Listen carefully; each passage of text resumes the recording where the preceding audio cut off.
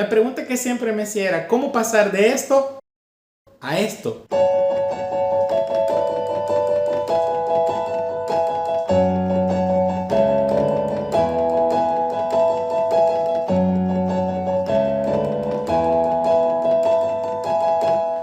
Y era todo un enigma entender cómo los músicos pueden comprender todos estos símbolos y garabatos y crear bellas y hermosas melodías que tanto nos gustan. Y fue entonces que surgió la necesidad de ir ante un maestro de música y me explicara cómo funciona una partitura. ¿Es tan necesaria? ¿Es indispensable? ¿Qué función tiene? ¿O hasta un punto? ¿Se puede hacer música sin una partitura? Y fue entonces que me explicó lo siguiente. La partitura es como una guía, un manual, una receta de cómo ejecutar una melodía independientemente sea cual sea el instrumento. Si lo analizamos de una manera más simple y fácil de comprender, es como comparar un libro de cocina. Al principio de todo libro encontrarás un encabezado que te dice el platillo y posteriormente qué necesitarás, los ingredientes, luego de esto cuánto tiempo tendrás que cocer aquel alimento y todas las generales que te permiten crear aquel platillo. Y así como en la comida hay sabores que son muy dulces, otros que son muy salados, muy picantes, en la música vamos a encontrar diferentes tipos de melodías o composiciones que te crearán una emoción o muy triste o muy alegre. Así, por ejemplo, si tú estás viendo una película muy emotiva pero con un final muy triste y dramático, escucharás una melodía que por lo general te evocará un sentimiento de tristeza. Al contrario, hay melodías que evocarán en ti un sentimiento de alegría, de esperanza, de victoria, de triunfo. Al principio de la partitura siempre encontrarás lo siguiente. Te especificarán la velocidad en promedio a que tendrás que tocar la obra, la intensidad o volumen con la cual se debe de ejecutar esta melodía. A esto le llamaremos dinámica, porque encontrarás obras que necesitan tocarse muy suave y posteriormente tendrá un desenlace con un gran volumen. Leer una partitura no es un privilegio exclusivo para músicos o para pocos, es algo que todos podemos aprender, así como cuando nos enseñan estos símbolos que representan un fonema, es decir, un sonido que al conjugarlos con otros pueden crear sílabas y luego podemos crear palabras. Y así es como aprendemos a leer. En otro caso, nos enseñan a sumar, a restar. En conclusión, todos podemos aprender a leer una partitura. Podemos decir entonces que para leer una partitura tendríamos que entender qué es un lenguaje musical. En mis videos anteriores he hablado del origen de la música, cómo fue inventada y cómo han pasado miles de años de evolución para poder llegar hasta lo que hoy conocemos como solfeo, que es el lenguaje de la música escrita. Pero ¿cómo podemos pasar de un lenguaje escrito a un hecho concreto? Es decir, escuchar una melodía. El solfeo es como un mapa, una guía para que el ejecutante pueda entender cómo tocar una canción sin haberla escuchado previamente. Hay casos en los cuales los músicos reciben solo las partituras sin haber escuchado previamente una canción, pero por medio de este lenguaje musical ellos tienen una guía que les indica todo lo relacionado a cómo deberán tocar esta pieza o esta obra musical sin necesidad de haberla escuchado previamente. Al ser una receta podrás ejecutarlo todas las veces que sea necesaria, podrás presentarla a un público y tocarla en todas las presentaciones de la misma forma, siguiendo las mismas indicaciones que te establece previamente la partitura. Pero para poder ejecutar esto a cabalidad es necesario aprender a leer la música. Al principio lo verás como un todo, es decir, encontrarás un montón de símbolos que te representan algo, pero para poder ejecutarlo debemos entender qué te está indicando cada uno de esos símbolos musicales. La música, para hacer música, tiene que tener requisitos indispensables para que se pueda entender y se pueda ejecutar. Empezaremos con uno de ellos, que será una melodía. ¿Y qué vamos a entender por melodía? Es una sucesión de notas continua una tras otra y que pueden tener texto o simplemente ser sonidos que evocan una emoción, ya sea de alegría, de tristeza, entre otras.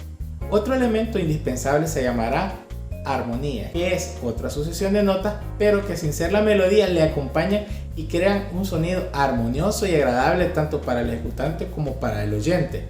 Y un tercer elemento que se llamará ritmo. Para entender este último elemento, te traigo como ejemplo el caso de aquellos que bailan, tienden a llevar el mismo ritmo.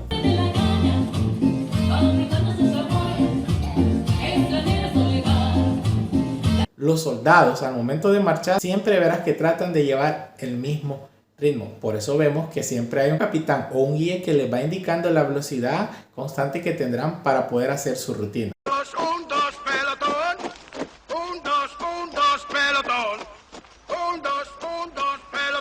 Ahora bien, teniendo en claro que la música tiene tres elementos indispensables que son la melodía, la armonía y el ritmo, nos auxiliaremos de algo llamado pentagrama. El pentagrama está compuesto por 5 líneas y 4 espacios equidistantes, es decir, que nunca se unirán y tampoco se separarán definitivamente, llevando una distancia exactamente una línea de la otra. En estas líneas y en estos espacios nosotros colocaremos las diferentes notas musicales que hemos conocido, las cuales son do, re, mi, fa, sol, la y si. Esto para darle altura a los sonidos, pero no basta tampoco solo colocar los sonidos. Prácticamente con esto no podemos identificar dónde corresponde cada sonido. Y para eso nos auxiliaremos de algo llamado clave.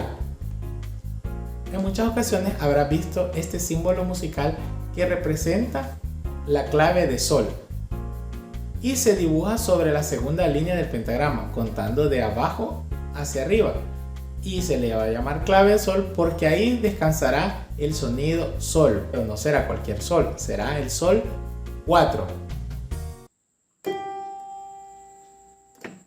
Y partiendo de ahí podemos definir qué notas irán tanto ascendente como descendente.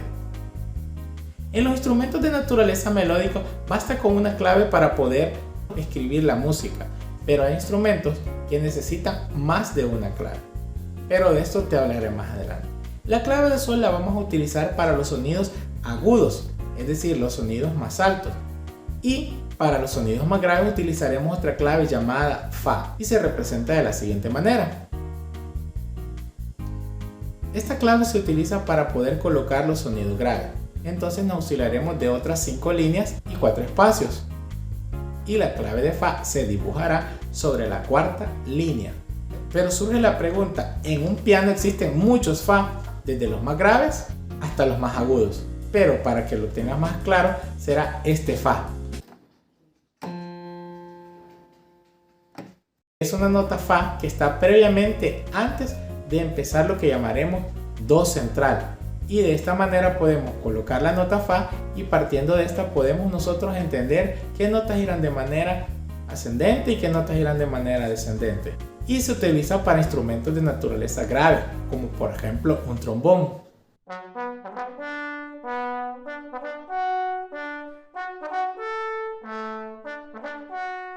En el caso de un piano necesitaremos dos claves, la clave de sol y la clave de fa, y se unirán por este signo de unión que hace referencia a que se tocarán simultáneamente. Como el piano es un instrumento de naturaleza armónica y teniendo una gran cantidad de notas, necesita tocarse con las dos claves, la clave de sol y la clave de fa, pero habrá momentos en los cuales necesitaremos dos claves de sol para poder ejecutar en lo más agudo del teclado. Pero surge una incógnita. ¿Qué pasa cuando nosotros hemos logrado rebasar el pentagrama? Pues nos auxiliamos de algo que se llaman líneas adicionales o líneas auxiliares, que lo que permiten es llevar siempre la continuidad, línea, espacio, e ir colocando las notas que corresponden, siempre en el orden do, re, mi, fa, sol, la y si.